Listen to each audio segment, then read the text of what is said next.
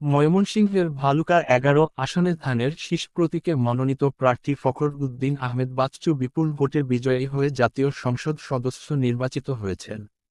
তার এই বিজয় উপলক্ষে শুক্রবার ১৩ ফেব্রুয়ারি বিকাল ৪টায় ভালুকা পাইলট স্কুল প্রাঙ্গণে এক সংবর্ধনা ও আলোচনা সভার আয়োজন করা হয়। সভায় প্রধান অতিথি হিসেবে উপস্থিত ছিলেন নবনির্বাচিত এমপি ফখর উদ্দিন আহমেদ বাচ্চু। এ সময় মঞ্চে আরও উপস্থিত ছিলেন ভালুকা উপজেলা যুবদলের সভাপতি তারেক উল্লাহ চৌধুরী, বিএনপি নেতা হাতেম খান, ধ্রুব চৌধুরী, আব্দুর রহিম, ইদ্রিস আলী মণ্ডল, ওসমান গনি মল্লিক মাখন, রুহুল আমিন মাসুদ, কায়সার আহমেদ কাজল, শেখ ফরিদ, আনোয়ার হোসেন সহ বিভিন্ন অঙ্গ ও সহযোগী সংগঠনের নেতৃবৃন্দ। সংবর্ধনা অনুষ্ঠানে বক্তারা বলেন, এই বিজয় ভালুকার সাধারণ মানুষের বিজয়। তারা আশা প্রকাশ করেন, নবনির্বাচিত এমপি এলাকার উন্নয়ন, অবকাঠামোর শক্তিশালীকরণ এবং জনকল্যাণমূলক কার্যক্রমে গুরুত্বপূর্ণ ভূমিকা রাখবেন। অনুষ্ঠানে নেতাকর্মী ও সমর্থকদের উপস্থিতিতে পুরো প্রাঙ্গণ উৎসবমুখর হয়ে ওঠে। জিএনএন টিভি ভালুকা প্রতিনিধি রিপন তালুকদারের ধারণকৃত ভিডিওচিত্র ও তথ্যের ভিত্তিতে প্রতিবেদন পাঠিয়েছেন কে এম জসিম উদ্দিন।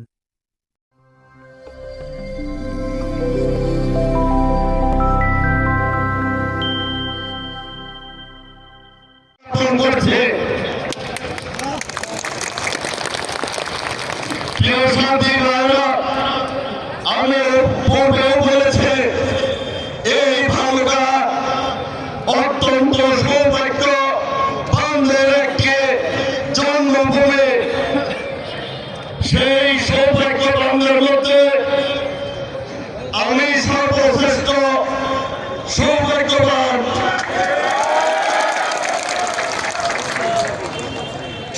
আমি মাত্র ৩৫ বছর বয়সে জাতীয়তাবাদী দল থেকে এ আসনে নির্বাচন করার জন্য মনোনীত হয়েছিলাম ২০০৬ সনে। সেদিন ষড়যন্ত্রমূলক ভাবে অনির্বাচনায় সেই নির্বাচনটি সুসম্পন্ন হতে পারে নাই। এরপরে যতগুলি নির্বাচন হয়েছে তার মধ্যে জাতীয়তাবাদী দল যে কয়েকটি নির্বাচনে অংশগ্রহণ করেছে সেই নির্বাচনগুলিতে আমাকে ধানের শীষ প্রতীক নিয়ে আসলে নির্বাচন করার জন্য মনোনীত করেছে।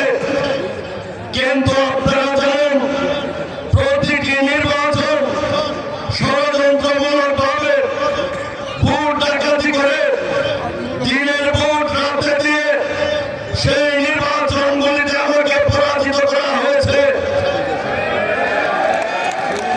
আজকে বাংলাদেশের মানুষ ২০২৪-এ ৫ই আগস্ট ফ্যাসিস্ট বিদায়ের পর যখন